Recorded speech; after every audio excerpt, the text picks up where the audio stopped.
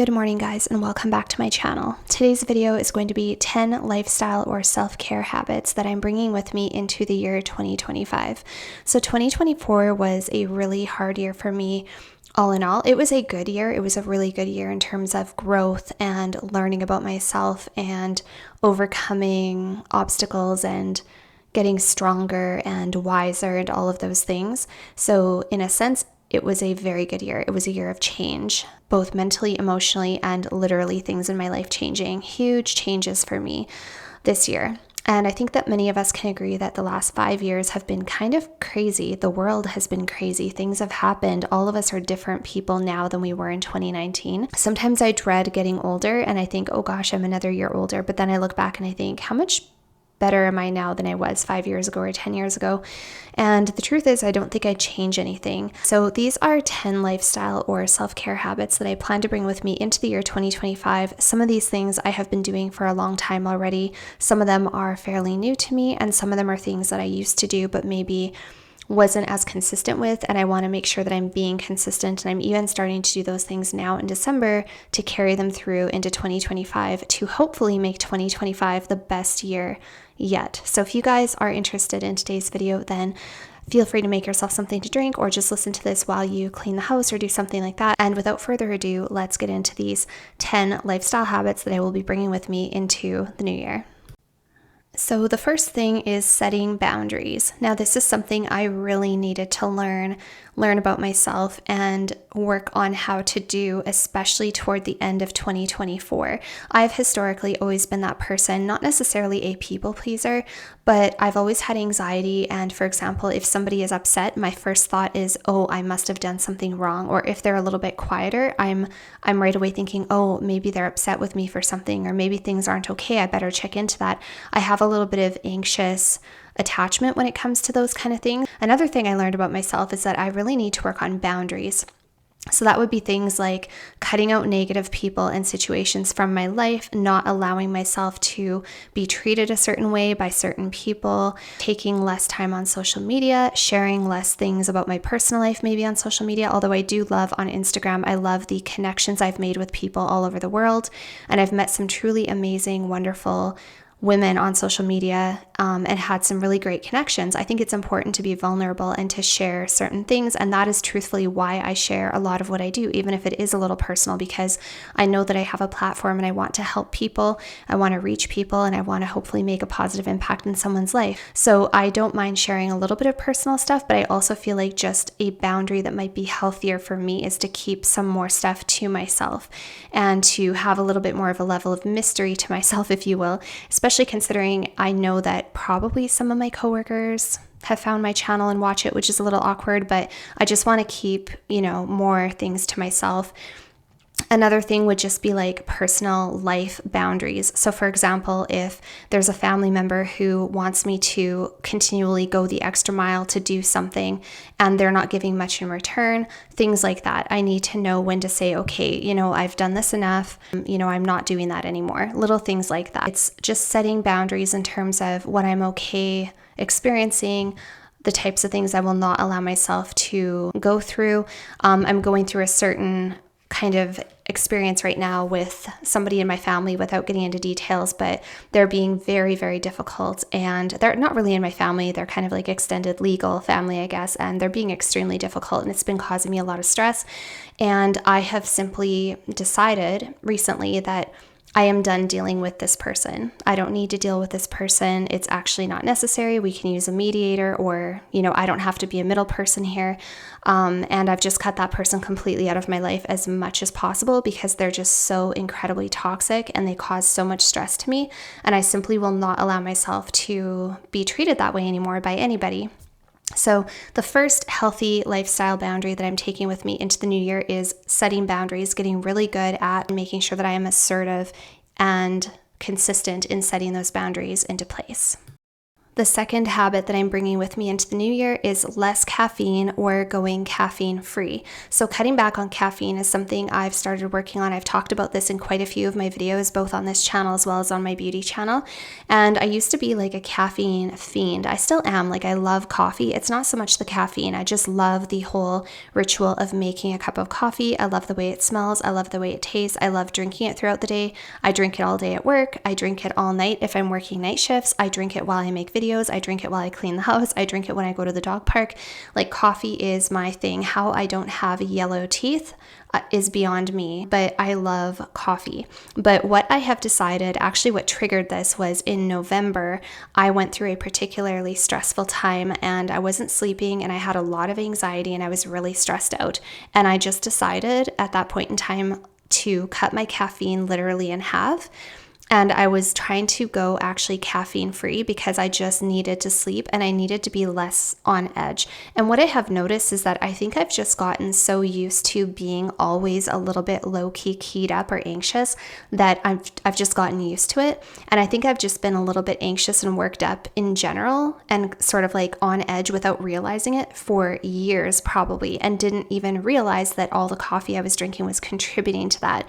I was having heart palpitations and all kinds of things. What I did was I started having only caffeinated coffee in the morning for my first cup, because my ritual is going to the dog park in the morning with my dog when the weather is nice. I always get a Tim Hortons on the way, just a small one with cream in it. And so I started having only that as my caffeinated beverage in the morning, and then after that transitioning only to decaf. That made a huge difference in and of itself. And then I also made a rule for myself, no caffeine after 12, because sometimes I wouldn't finish my coffee in the morning and I sort of would nurse it throughout the day. But literally by 12 o'clock, if I have not finished that cup, I just dump out whatever's left, which is a little bit wasteful, but I refuse to drink any more caffeine after 12 p.m. because otherwise I will have more trouble sleeping. And it's just so important to me to feel peace.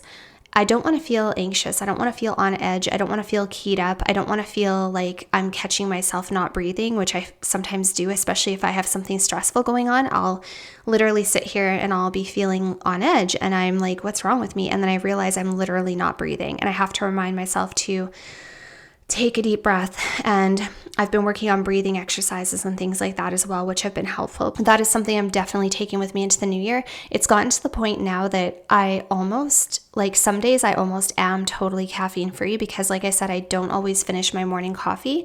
And so I would say I'm having like half a cup of caffeinated coffee now compared to my previous like 3 cups, 2 to 3 full cups a day that I was having. And honestly, I just feel a lot more zen. I feel a lot more calm. I want to be the human embodiment of a salt lamp.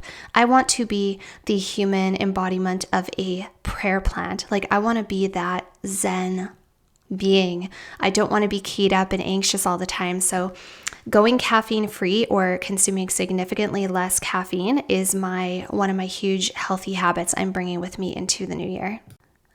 The next healthy habit, which has been a blessing in disguise, is spending more time outside and having long walks outside, watching the sunrise and or set. This is going to sound a little cliche, but when we got our dog in December of 2023, my life changed drastically and I was not prepared. So first of all, we do not have a backyard. So every time my dog needs to relieve himself, I physically have to take him out to do it, which is okay. Lots of people have dogs and live in condos or apartments. I mean, how else do people have pets in large metropolitan centers? Yeah, I'm grateful to live in Canada, but when we got our dog, my life just drastically changed. Also, we didn't realize how much work he was going to be and how much exercise he was going to need. He is a German Shepherd. We love him to bits. Like I said, blessing in disguise, because at the beginning, I was literally going crazy because I had never spent so much time outside in my life. Walking in all weather situations, didn't matter whether it was rain, snow, shine, dark, windy, calm, didn't matter. I was out there from morning till night multiple times a day, and it has remained that way till now.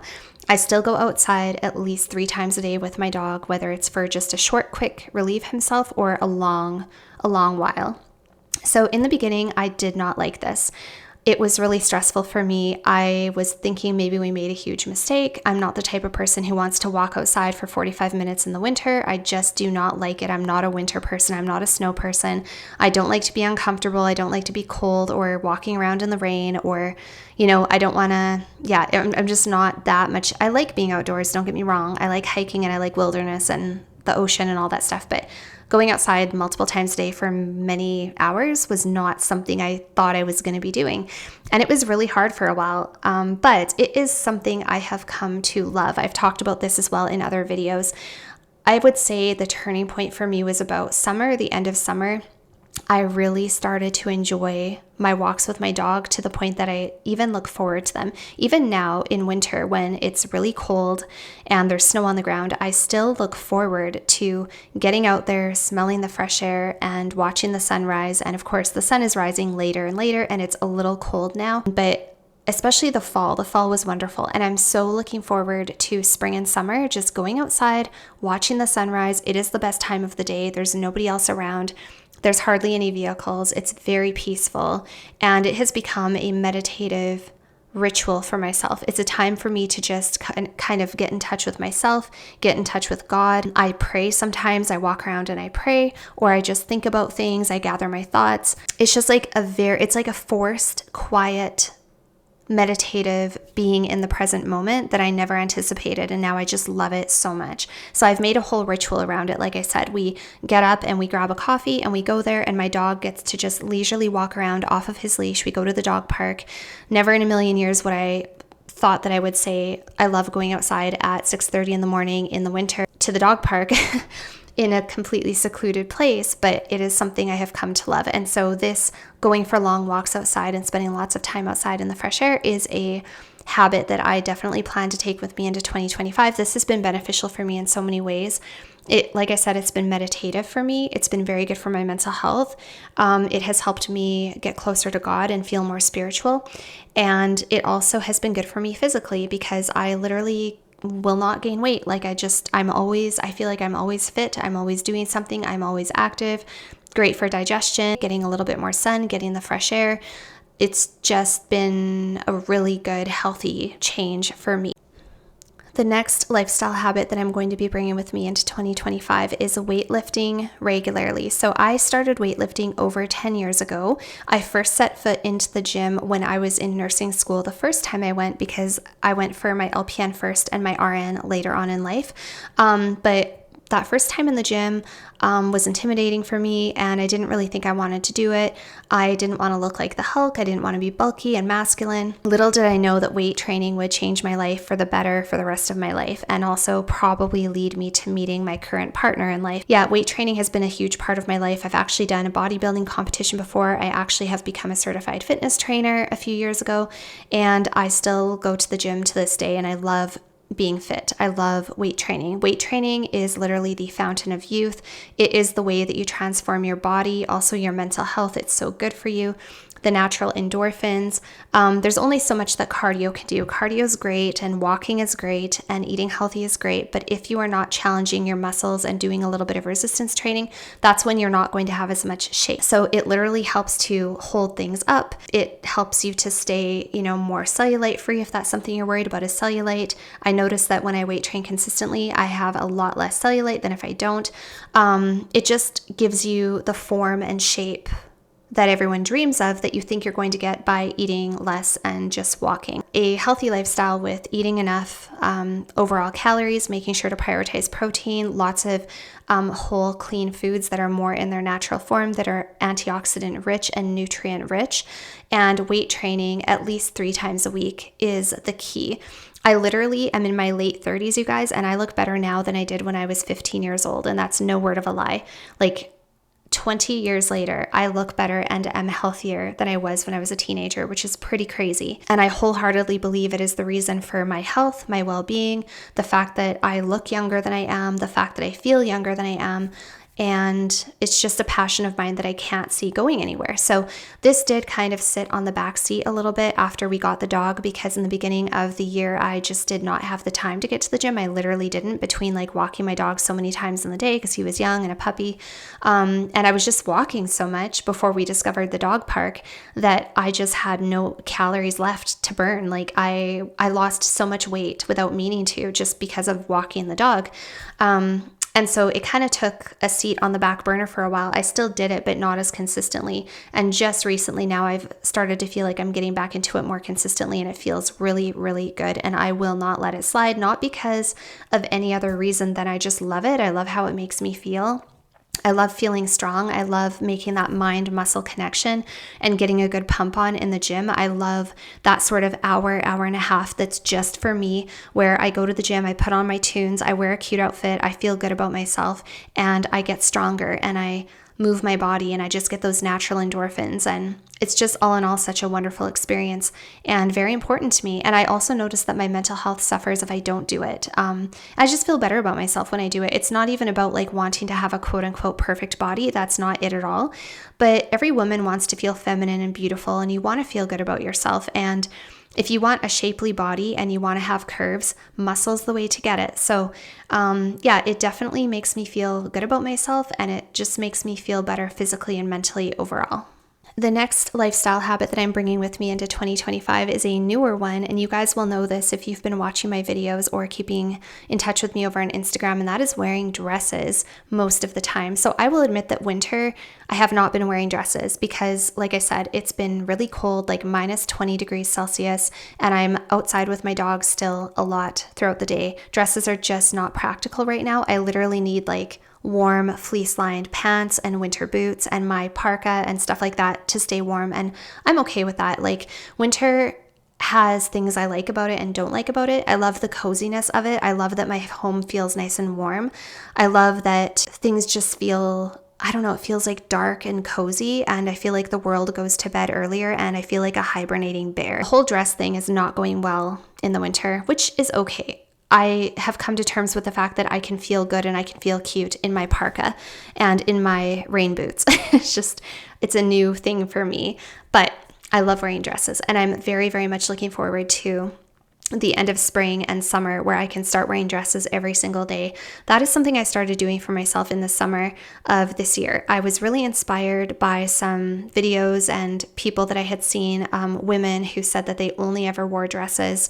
And I also was a little bit inspired by the tradwife thing. I had seen a few tradwife accounts where these girls were always in dresses, even when they were cleaning house and stuff like that. And I just thought, it looks so wonderful. They look so feminine, and they're just truly being their best feminine version of themselves, and they're wearing a dress. And I just loved that, because that's truthfully all I really want to do in life, is be a homemaker. I love homemaking. I love being a mom. I love just spending time at home and looking after my little family. And I love my home. I love being at home. I'm a homebody. But I also love feeling feminine. I've never liked jeans. I've never liked androgynous clothing. I've just never felt good in them. At first, wearing dresses was very daunting to me, but once I started wearing them, I found that A, it wasn't that difficult to do all the time, and B, I actually felt so much better about myself. Wearing dresses all the time and just literally putting my best feminine foot forward and being in my most feminine energy most of the time, or as much as possible, made such a huge difference in my emotional and mental well-being. I can't tell you how much better I felt about myself. I started just feeling different and probably behaving differently because of that, and just being softer and just being more in that feminine energy. And that has radiated outward into my life and actually has impacted relationships. And people were more likely to want to get to know me and to talk to me, and I was more likely to make friends, and people are more likely to go out of their way to help you. And it's just, yeah, I have done videos on it, and I will do more videos about dresses, but wearing dresses most of the time has been just a game changer for me, something that I highly recommend. I really feel like, for me personally, I felt like this was a huge thing for me. I felt like I was not putting my best foot forward, enough. Like, I would not dress up unless we were going for dinner or it was a special occasion. And that was only maybe once a month we would go for dinner. Or if we traveled, that was like, a couple times a year we would go on a little trip. And I would always dress really nice on those trips or if we went for dinner, but I wasn't feeling beautiful the rest of the time. I pretty much lived in scrubs when I was at work, dog park clothing, activewear when I would go to the gym. And then at home, I was always in pajamas.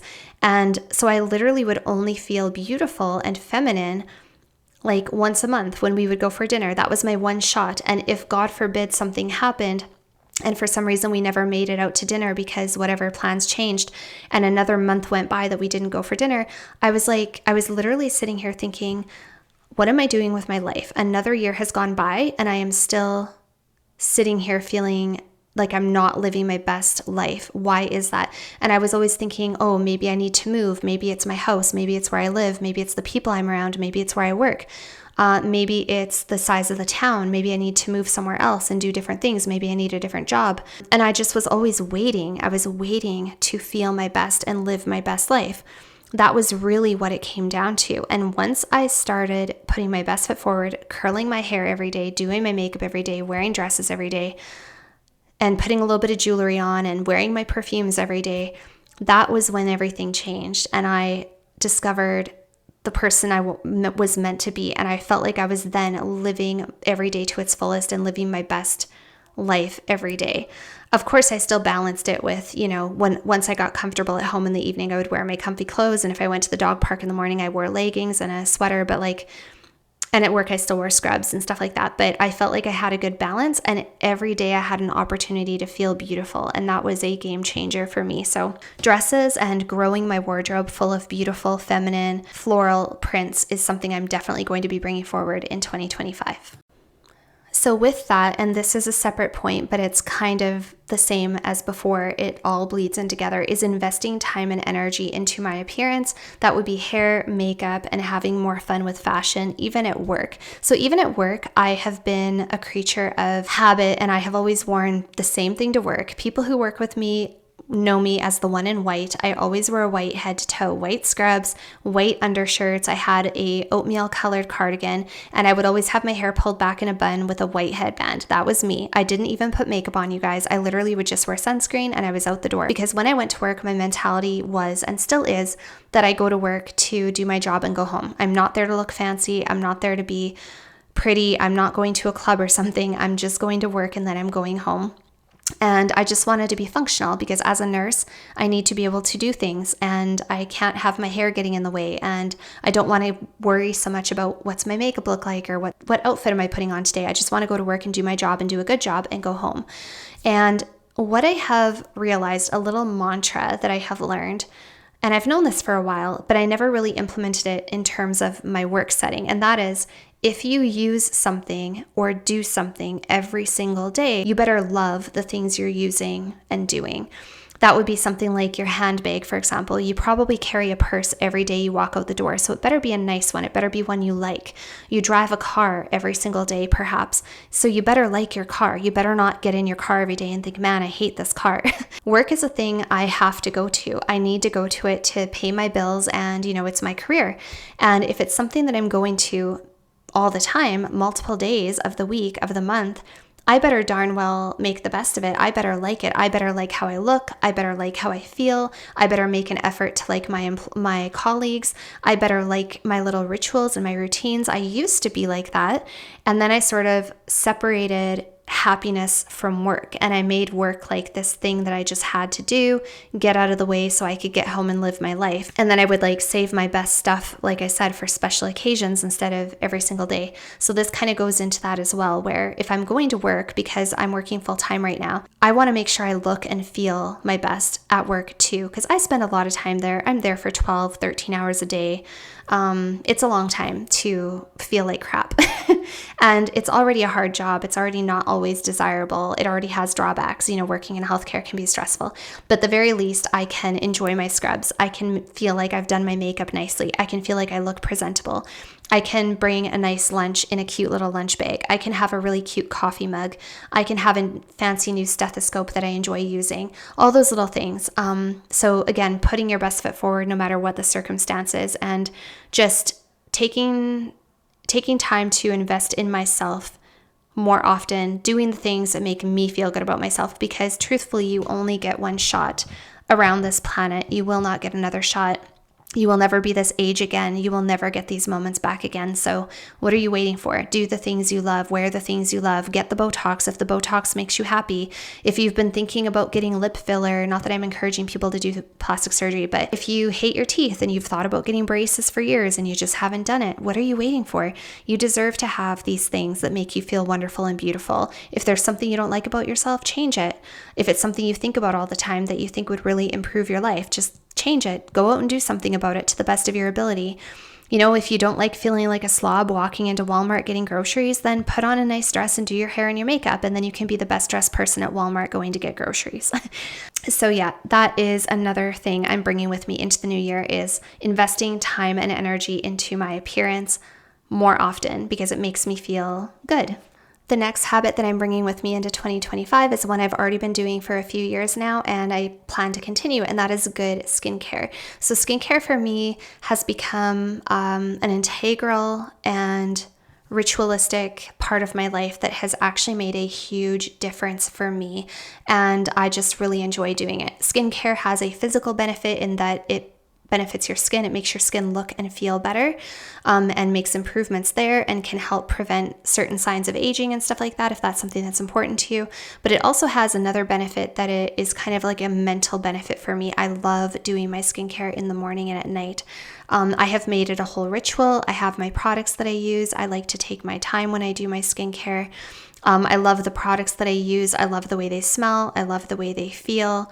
I thoroughly enjoy my skincare. It is not a chore for me to take makeup off at the end of the day. It is something I really enjoy doing, and that is something I plan to take forward with me. So when I was younger, I never used to look after my skin. But when I was before 2018, I did not look after my skin on my face, believe it or not, because I grew up in a different generation. Like, I wasn't one of these lucky 13-year-olds who has YouTube telling you, oh, these are good things, you should be using sunscreen, blah, blah, blah. So I never knew any of that. I never grew up with those kind of influences in my life. And it wasn't until about 2018, after I had gone through hair loss due to stress, I was looking up dermatology videos, and through that I discovered Dr. Dre here on YouTube, and it was because of her that I learned I should be wearing sunscreen every single day, and it was because of her that I learned about the benefits of vitamin C and different types of retinoids and stuff like that. And I didn't really have any problems with my skin per se. I had never really thought about it. I started using sunscreen and adapalene as my retinoid of choice, and then later I started using vitamin C. And the 3 years of using, or even the first 2 years of using sunscreen every single day and a retinoid, adapalene, was huge. The changes I saw in my skin, you guys, huge. I couldn't believe it just from those two things, using a retinoid and vitamin C, and sunscreen. And it wasn't something I was even monitoring really. I honestly didn't even use my retinoid every single day. I sometimes would only use it once a week, but I was consistent and diligent with sunscreen every single day. And after I took after pictures, I didn't even think I had seen much of a change. I was just curious to compare. And when I saw the difference, like, the size of my pores were smaller. Any pigmentation I had on my face, even moles, like even beauty marks, were shrinking. I had this area of hyperpigmentation on my right cheek, this like red area that was kind of like a birthmark. I don't really know what it was. It just was kind of always there. That was getting lighter. Any fine lines I had that were starting either didn't get worse or they were going away. My skin looked plumper. My skin was brighter. My complexion overall was better. I looked younger 3 years later than I did when I first started using those products. And that was really when I was like, wow, okay, this stuff is legit. This is for real. And I need to use it. And I take pride in the fact that I am in my mid to late 30s and I still get ID. That feels good. You know, I'm not saying that anti-aging is the most important thing in the world, but I love looking after my skin. So definitely good skincare is something I'm going to bring with me into 2025. And I will also resolve to using my Omnilux LED mask more often, because I've had that now for over a year and I have not been diligent with using it. Another thing that I'm going to bring with me into the new year is reading more often. I got a Kobo a couple of months ago. I think I got it in September. Getting a Kobo has been a game changer for me because I love reading at night and I don't want to always have a light on to read a book because I don't want to keep up anybody else that's in the house. And also I don't like necessarily having the whole room illuminated, but with your Kobo, or if you have a Kindle, I'm sure it works a similar way, but I really like my Kobo. So first of all, it has a backlight that isn't very bright. You can adjust the brightness and you can also adjust the temperature to make it warmer for nighttime. You can also set your Kobo so that at a certain time of day it becomes nighttime mode so that it gets warmer and not as bright. And I find it so calming, like laying there at night reading on my Kobo literally makes me so sleepy. It is such a good nighttime activity as opposed to staring at a blue screen on my phone, which is the other habit that I'm trying to break. But also it has become so easy to read. I've done so much more reading since getting my Kobo. I think, and I took a little bit of a break in November because I was kind of stressed out, but between September and now, I think I've read like 5 or 6 books, which isn't a lot. I could probably read a lot more, but just reading on like night shifts and reading a little bit before bed and stuff like that. And I've read a couple self-help books over the last couple of weeks that have been nice as well. But I really, really recommend a Kobo. It's a pretty affordable little gadget compared to something like an iPhone or an iPad. And I just really love it. I find it so user-friendly and so cozy. I like the idea that I have my own little personal library in the palm of my hand, although I still do have a preference for real books. And I would love a real book library one day, but I can't justify buying so many books. I also don't really have anywhere to put them. So all of the classic books, like your Jane Austens, and if you want to read any like Oscar Wilde or George Orwell or something like that, they're like 99 cents for the classics. The newer books that would be trending that like just came out this year are normal price. All of your classic books are really affordable. So that is fantastic because there's so many great books that I've wanted to read that now I don't have to go out and physically buy the actual book from like Chapters or Indigo, which would cost me $15 to $20. So I love having a little library, and also it's really nice because you can mark the books as finished or still reading, and you can also rate them and leave a review after if you so chose. You can also highlight, so if you're reading a self-help book or you're reading something where you want to do annotations, you can also highlight certain parts of the book on the Kobo and then come back and reference it. So yeah, it's just so great. I really like it. It's such a good little thing to bring with me on night shifts so you don't have to worry about having a physical book. And I 10 out of 10 recommend getting a Kobo. And I feel like I have 2 other things I want to say. So I will do a bonus thing I'm bringing with me into the new year because it would technically be the 11th thing. But the 10th thing that I'm bringing with me into the new year are hobbies. It's really important to have hobbies. And as you guys know, if you watch my channel, I used to review perfumes, and that was a great, fun hobby. It was also a really nice little side hustle. It was a way for me to make a little bit of money and get free stuff sent to me, and I had all these contracts with companies and I was getting lots of free perfumes. It was really interesting and really fun, and I enjoyed reviewing perfumes. I still do. I still like talking about perfumes and sharing my thoughts on them with you guys. I won't get into all the details, but I kind of gave up or stopped reviewing perfumes for a multitude of reasons. But then after I stopped doing that, I kind of felt like now I don't have a hobby. Like, what's my hobby now? And of course, I love cleaning. I love walking my dog. I do like cooking. I love going to the gym. I love my skincare, but I felt like I needed a little something on the side, just something fun to do on the side. And that new thing just kind of fell into my lap, and that was makeup. And that kind of all happened at the same time because I started wearing dresses, and I felt like, well, I can't very well wear a dress and not at least kind of style my hair and put on a little bit of makeup because it just goes hand in hand. And I started doing a full face of makeup every single day again back in August. Again, game changing for me, something I have been enjoying so much. So this newfound world of makeup for me has just been so much fun.